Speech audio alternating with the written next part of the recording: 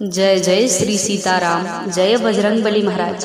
प्यारे भक्तों, आप सभी को मेरा सादर नमस्कार। प्यारे भक्तों, आज हम आप सभी को प्रभु श्री हनुमान जी महाराज का एक अद्भुत व चमत्कारी परम कल्याणकारी मंत्र के बारे में बताने जा रही हूँ, जिसे सिर्फ मुख में लाते ही व कानों में पड़ते ही जीवन का बड़े से बड़ा दुख, भय, संकट व अंधकार दूर हो जाता है। यह मंत्र इतना प्रभावशाली है कि इसके प्रभाव से बड़े शत्रु, बड़े से बड़ा संकट हमेशा के लिए दूर हो जाता है और भक्तों की बड़ी से बड़ी इच्छा व मनोकामना तुरंत ही पूरी हो जाती है और दुर्भाग्य भी सौभाग्य में बदल जाता है। प्यारे भक्तों, अगर आपके जीवन में दुख बहुत ज्यादा है, आप दिन रात परेशान रहते हैं, तो आप यह सिद्ध मंत्र प्रतिदिन प्रभु श्री हनुमान जी महाराज का ध्यान करके 108 बार या 51 बार जरूर सुने। तुरंत ही प्रभु जी की कृपा की अनुभूति भी होगी और जीवन के सभी संकट कट भी जाएंगे और परेशानियां दूर हो जाएगी। प्रिय भक्तों, आपको जब भी समय मिले, कोई भी कार्य करते समय प्रभु श्री हनुमान जी महाराज का ध्यान करके इस मंत्र को पूरा सुने। यकीन मानिए, निश्चय ही प्रभु जी की कृपा होगी, जिससे आपके जीवन का बड़े से बड़ा संकट, दुख, दर्द, रोग, भय व अंधकार हमेशा के लिए मिट जाएगा और जीवन में सुख, समृद्धि व संपन्नता बढ़ने लगेगी और आपकी सभी मनोकामना व इच्छा पूरी हो जाएगी। प्यारे भक्तों, यदि आपके जीवन में किसी भी प्रकार की भय व संकट, अंधकार है, तो आइए बिना देर किए हुए इस महाशक्तिशाली मंत्र को जाने। प्यारे भक्तों, अगर आप हमारे चैनल पर नए होइएगा तो चैनल को सब्सक्राइब करके कमेंट में जय श्री राम, जय बालाजी महाराज लिखकर अपनी हाजिरी अवश्य लगा दीजिएगा। मंत्र है ओम नमो हनुमते रुद्रयवताराय देवदानव वर्षि मुनिवरदाय रामदूताय स्वाहा। ओम नमो हनुमते रुद्रयवताराय देवदानव वर्षि मुनिवरदाय रामदूताय स्वाहा। ओम नमो हनुमते रुद्रयवताराय देवदानव वर्षि मुनिवरदाय रामदूताय स्वाहा। ओम नमो हनुमते रुद्रयवताराय देवदानव वर्षि मुनिवरदाय रामदूताय स्वाहा। ओम नमो हनुमते रुद्रयवताराय देवदानव वर्षि मुनिवरदाय रामदूताय स्वाहा। ओम नमो हनुमते रुद्रयवताराय देवदानव वर्षि मुनिवरदाय रामदूताय स्वाहा।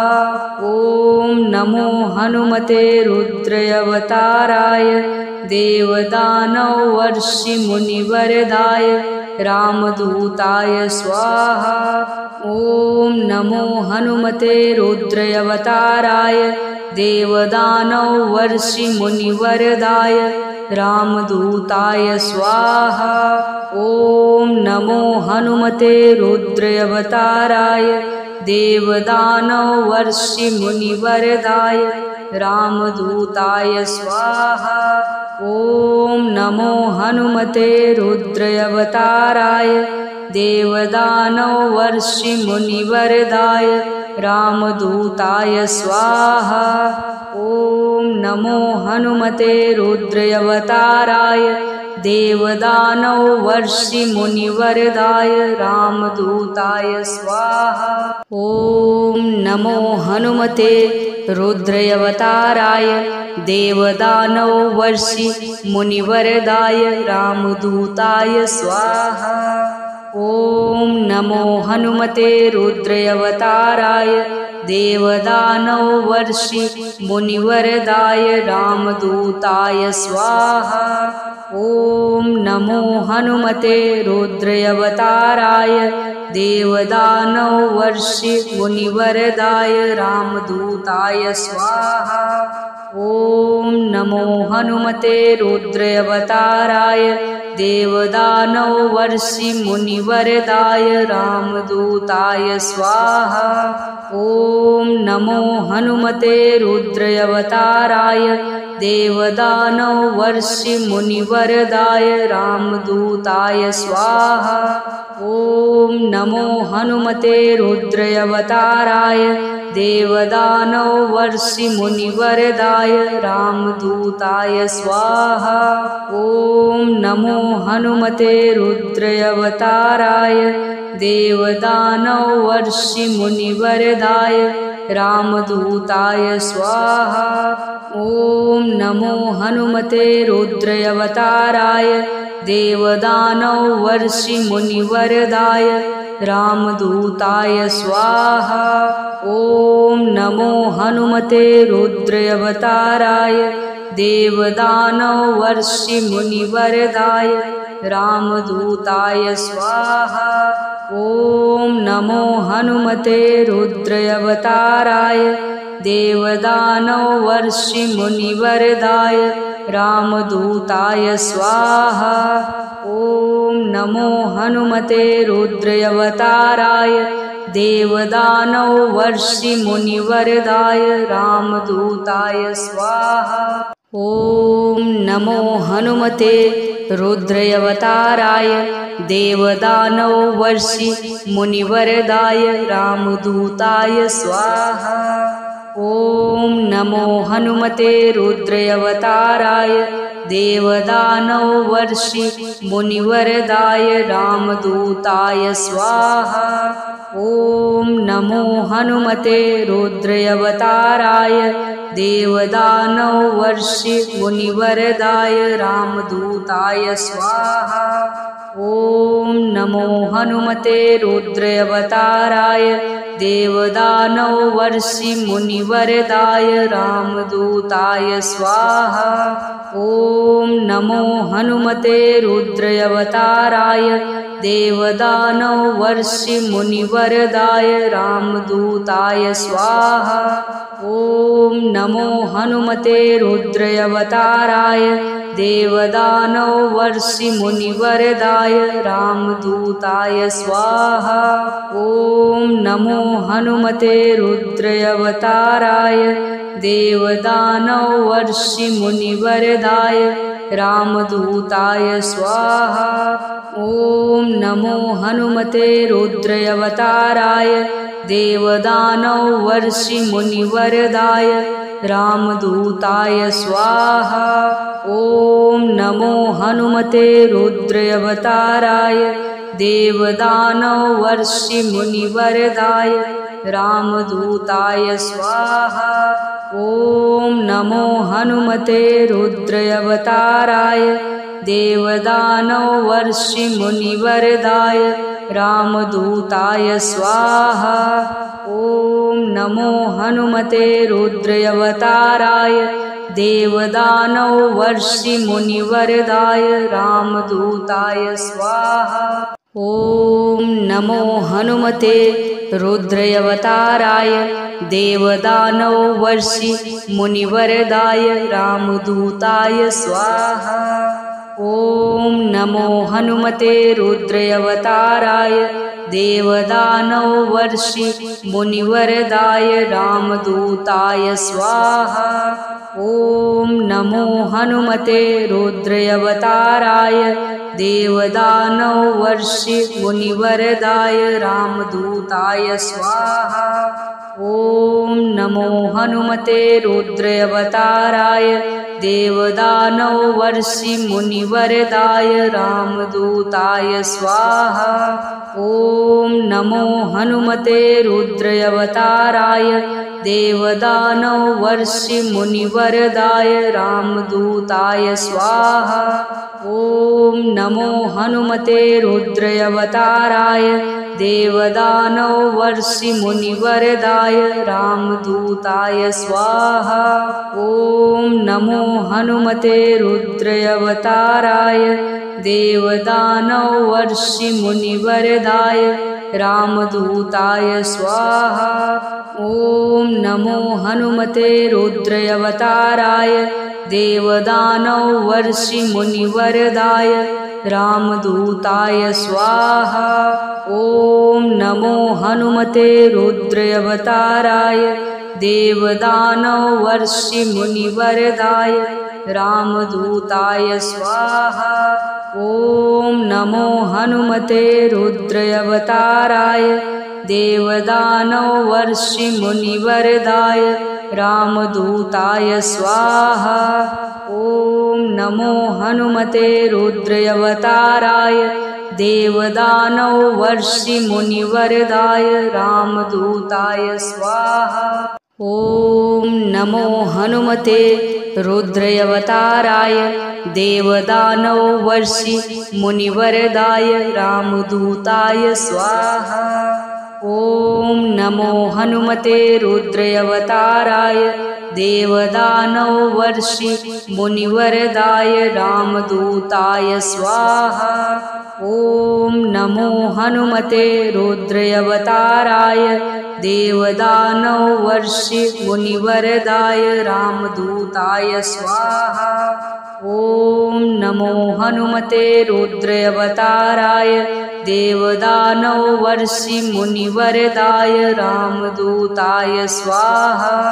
ॐ नमो हनुमते रुद्रावताराय देवदानवर्षिमुनिवरदाय रामदूताय स्वाहा। ॐ नमो हनुमते रुद्रावताराय देवदानवर्षिमुनिवरदाय रामदूताय स्वाहा।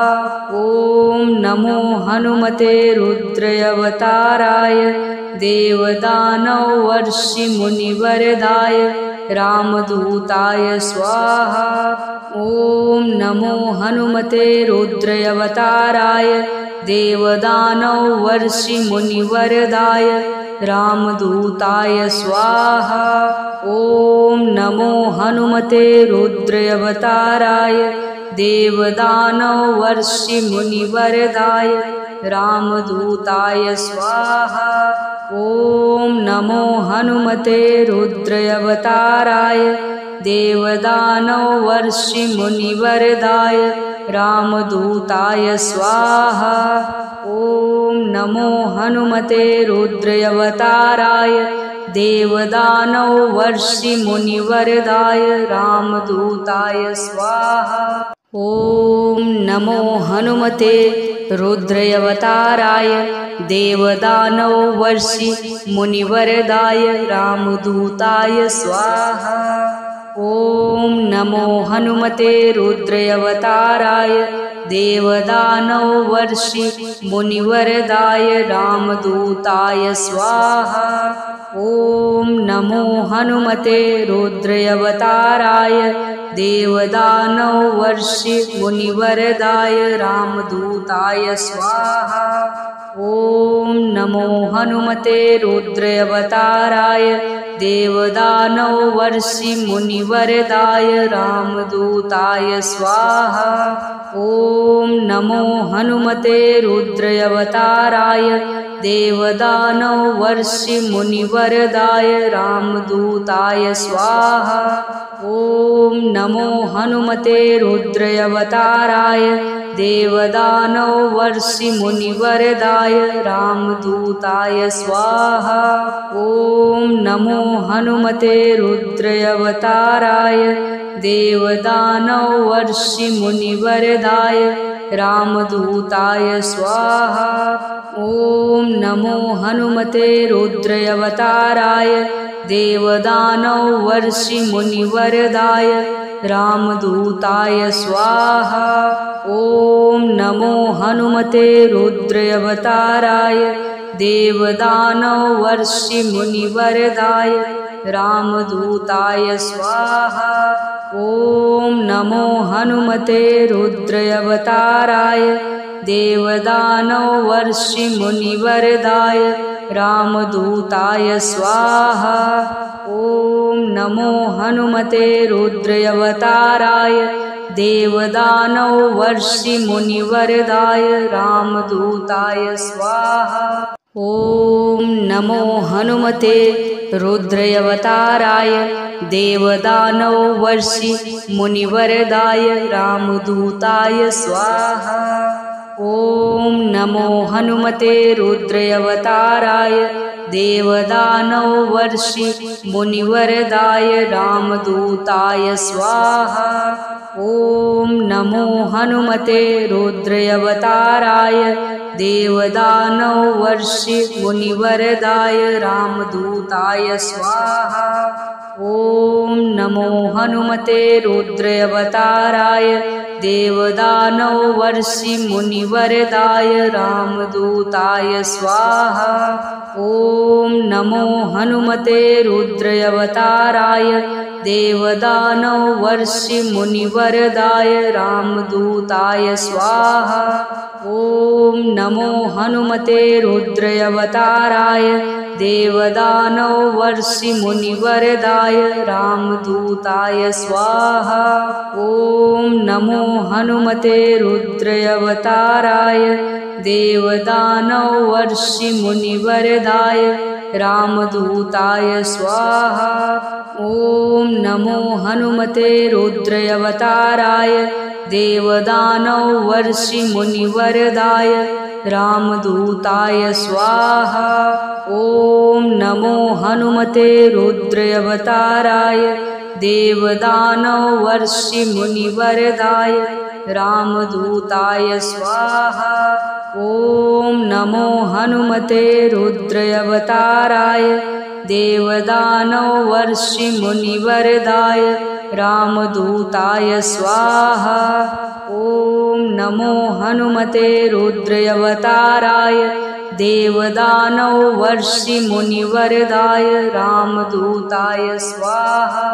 ॐ नमो हनुमते रुद्रावताराय देवदानवर्षि मुनिवरदाय रामदूताय स्वाहा। ॐ नमो हनुमते रुद्रावताराय देवदानवर्षि मुनिवरदाय रामदूताय स्वाहा। ॐ नमो हनुमते रुद्रावताराय देवदानवर्षि मुनिवरदाय रामदूताय स्वाहा। ॐ नमो हनुमते रुद्रावताराय देवदानवर्षि मुनिवरदाय रामदूताय स्वाहा। ॐ नमो हनुमते रुद्रावताराय देवदानवर्षि मुनिवरदाय रामदूताय स्वाहा। ॐ नमो हनुमते रुद्रावताराय देवदानवर्षि मुनिवरदाय रामदूताय स्वाहा। ॐ नमो हनुमते रुद्रावताराय देवदानवर्षि मुनिवरदाय रामदूताय स्वाहा। ॐ नमो हनुमते रुद्रावताराय देवदानवर्षि मुनिवरदाय रामदूताय स्वाहा। ॐ नमो हनुमते रुद्रावताराय देवदानवर्षि मुनिवरदाय रामदूताय स्वाहा। ॐ नमो हनुमते रुद्रावताराय देवदानवर्षि मुनिवरदाय रामदूताय स्वाहा। ॐ नमो हनुमते रुद्रावताराय देवदानवर्षि मुनिवरदाय रामदूताय स्वाहा। ॐ नमो हनुमते रुद्रावताराय देवदानवर्षि मुनिवरदाय रामदूताय स्वाहा। ॐ नमो हनुमते रुद्रावताराय देवदानवर्षि मुनिवरदाय रामदूताय स्वाहा। ॐ नमो हनुमते रुद्रावताराय देवदानवर्षि मुनिवरदाय रामदूताय स्वाहा। ॐ नमो हनुमते रुद्रावताराय देवदानवर्षि मुनिवरदाय रामदूताय स्वाहा। ॐ नमो हनुमते रुद्रावताराय देवदानवर्षि मुनिवरदाय रामदूताय स्वाहा। ॐ नमो हनुमते रुद्रावताराय देवदानवर्षिमुनिवरदाय रामदूताय स्वाहा। ॐ नमो हनुमते रुद्रावताराय देवदानवर्षिमुनिवरदाय रामदूताय स्वाहा। ॐ नमो हनुमते रुद्रावताराय देवदानवर्षिमुनिवरदाय रामदूताय स्वाहा। ॐ नमो हनुमते रुद्रावताराय देवदानवर्षिमुनिवरदाय रामदूताय स्वाहा। ॐ नमो हनुमते रुद्रावताराय देवदानवर्षिमुनिवरदाय रामदूताय स्वाहा। ॐ नमो हनुमते रुद्रावताराय देवदानवर्षिमुनिवरदाय रामदूताय स्वाहा। ॐ नमो हनुमते रुद्रावताराय देवदानवर्षिमुनिवरदाय रामदूताय स्वाहा। ॐ नमो हनुमते रुद्रावताराय देवदानवर्षिमुनिवरदाय रामदूताय स्वाहा। ॐ नमो हनुमते रुद्रावताराय देवदानवर्षिमुनिवरदाय रामदूताय स्वाहा। ॐ नमो हनुमते रुद्रावताराय देवदानवर्षिमुनिवरदाय रामदूताय स्वाहा। ॐ नमो हनुमते रुद्रावताराय देवदानवर्षिमुनिवरदाय रामदूताय स्वाहा। ॐ नमो हनुमते रुद्रावताराय देवदानवर्षिमुनिवरदाय रामदूताय स्वाहा। ॐ नमो हनुमते रुद्रावताराय देवदानवर्षिमुनिवरदाय रामदूताय स्वाहा। ॐ नमो हनुमते रुद्रावताराय देवदानवर्षिमुनिवरदाय रामदूताय स्वाहा।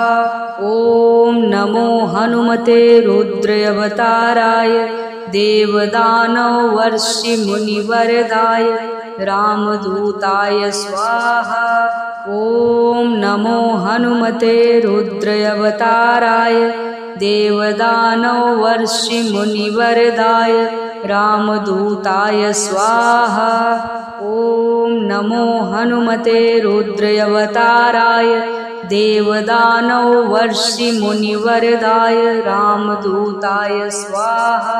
ॐ नमो हनुमते रुद्रावताराय देवदानवर्षिमुनिवरदाय रामदूताय स्वाहा। ॐ नमो हनुमते रुद्रावताराय देवदानवर्षिमुनिवरदाय रामदूताय स्वाहा। ॐ नमो हनुमते रुद्रावताराय देवदानवर्षिमुनिवरदाय रामदूताय स्वाहा।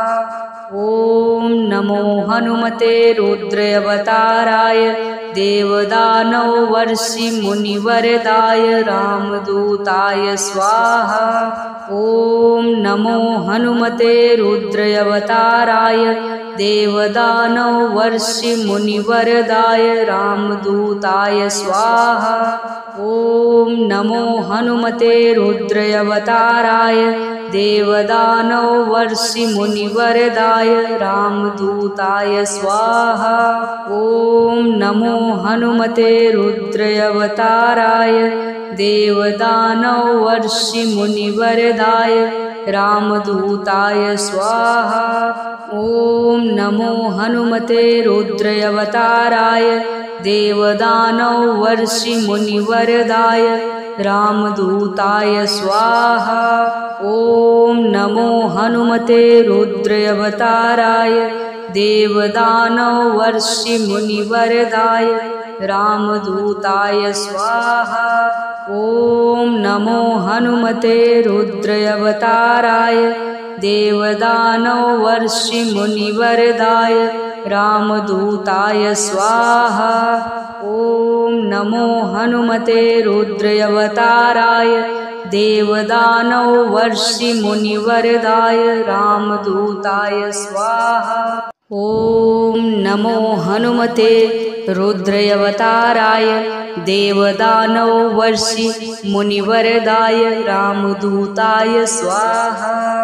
ॐ नमो हनुमते रुद्रावताराय देवदानवर्षिमुनिवरदाय रामदूताय स्वाहा।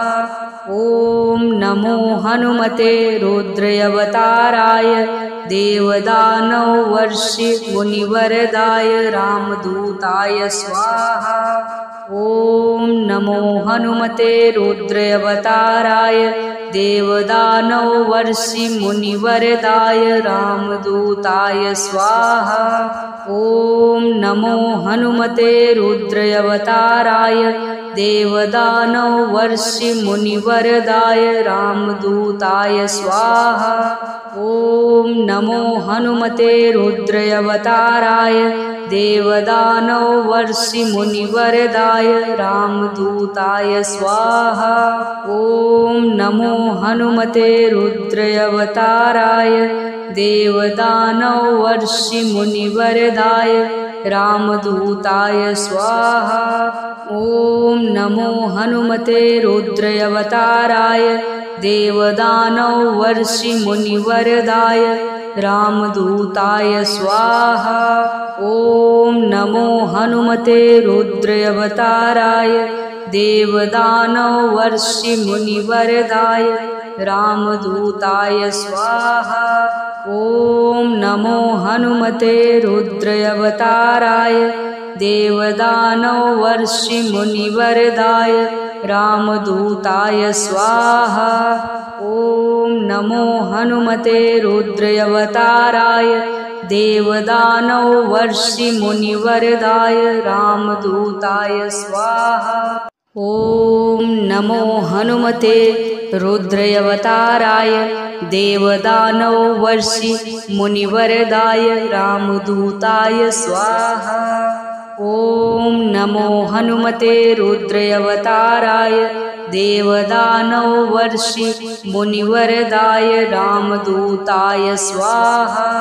ॐ नमो हनुमते रुद्रावताराय देवदानवर्षिमुनिवरदाय रामदूताय स्वाहा।